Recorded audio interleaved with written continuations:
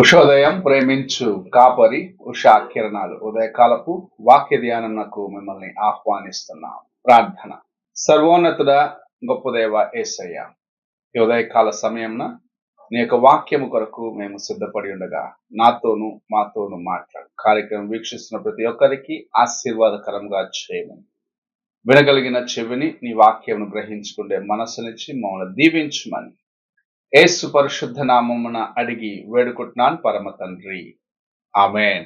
ఈ ఉదయకాలపు వాక్య భాగము కీర్తనల గ్రంథము మొదటి కీర్తన 5 మరియు 6 వచనములను చదువుకుందాం.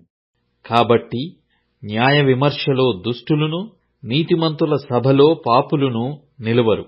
నీతిమంతుల మార్గము యెహోవాకు తెలియును, దుష్టుల మార్గము నాశనమునకు నడుపును.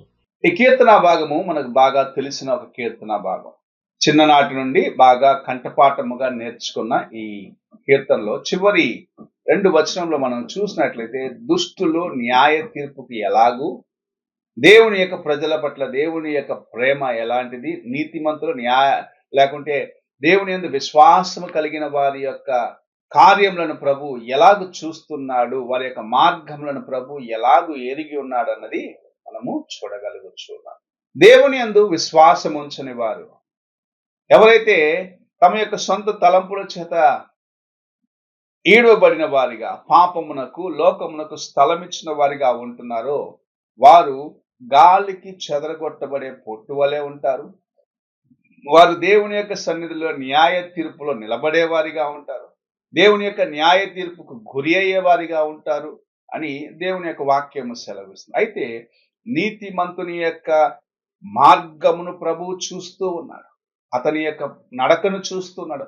అతని యొక్క పడకను చూస్తూ ఉన్నాడు.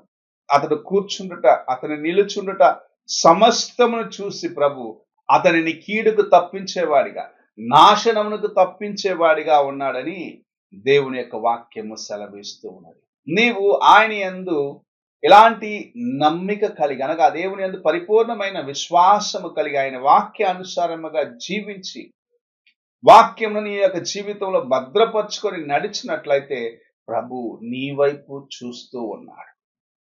నిన్ను ఆయన ప్రేమించి నీ యందు తన యొక్క కృపను సంపూర్ణముగా నుంచి ఆయన నిన్ను ఆశీర్వదించాలన్నది ఆయన యొక్క ఉద్దేశమై ఉన్నది.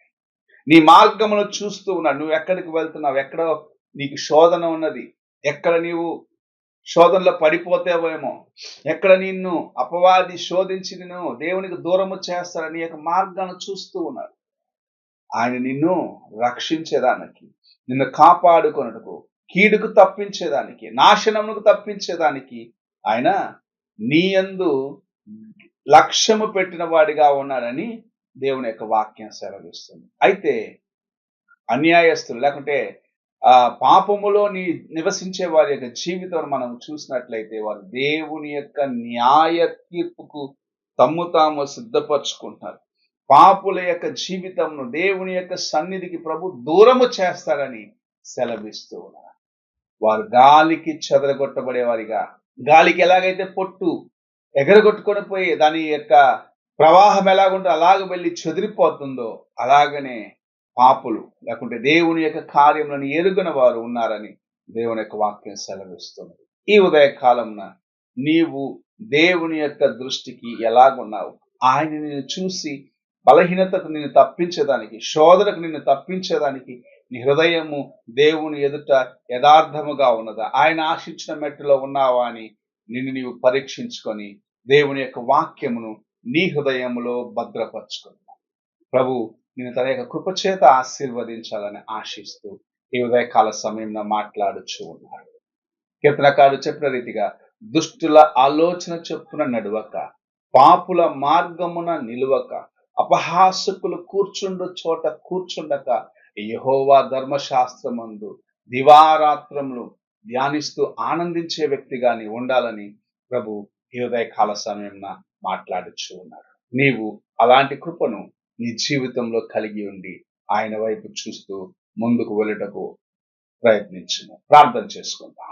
మహాపరిశుద్ధుడు అయిన తండ్రి, కృపగల యేసయ్య, ఈ ఉదయకాల సమయంలో నీవు మాకు అనుగ్రహించిన నీ యొక్క వాక్యం బట్టి స్తోత్రములు చెల్లించుకుంటూ నీ యందు నాయన మేము నమ్మకముగా మా యొక్క ఇవ్వబడిన నాయన పోరాటములో నీ యొక్క మార్గంలో నడిచేవారిగా మా యొక్క జీవితమును పరిశుద్ధముగా నీవు ఆశించిన మెట్టులో కాపాడుకునేవారుగా మేము ఉండుటకు సహాయము చేయమని విన్న వాక్యానుసారముగా జీవించి నీ కృపలో నడుపుటకు మాకును సహాయము చేయమని యేసు పరిశుద్ధ నామమున అడిగి వేడుకుంటున్నాను పరమ తండ్రి. ఆమేన్. తండ్రి అయిన దేవుని ప్రేమ, కుమారుడైన క్రీస్తు కృప, ఆదరణకర్త అయిన పరిశుద్ధాత్మ యొక్క అన్యోన్య సహవాసము ఇప్పుడును ఎల్లప్పుడూ తోడై ఉండి సదాకాలము నడిపించును గాక. ఆమేన్.